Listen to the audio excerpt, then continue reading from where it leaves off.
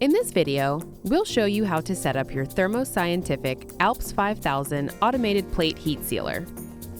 When unpacking your ALPS 5000 plate heat sealer, visually inspect the unit for any damage that may have occurred during shipping. Do not use the unit if there is any damage.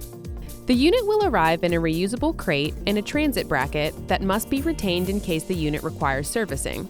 Use the appropriate PPE and necessary tools available in your facility to remove the unit from the crate properly. Using the appropriate lifting and carrying equipment, place the ALPS 5000 unit on a bench, then use the packing list to check that all components are present. The ALPS 5000 unit comes with a transit plate installed internally to protect the instrument from damage during shipping. The transit plate is used to secure the internal foil guide with a cable tie, as well as to prevent the transit plate from moving. The transit plate must be retained should the instrument need to be shipped again in the future.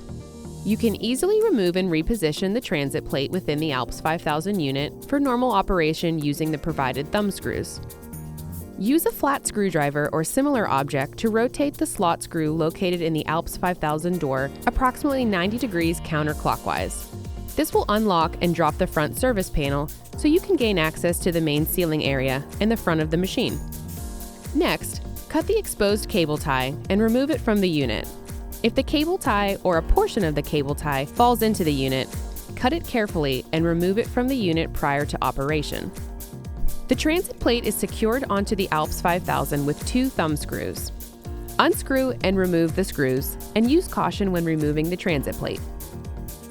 Vertically rotate the transit plate so that the back side of the plate is facing forward.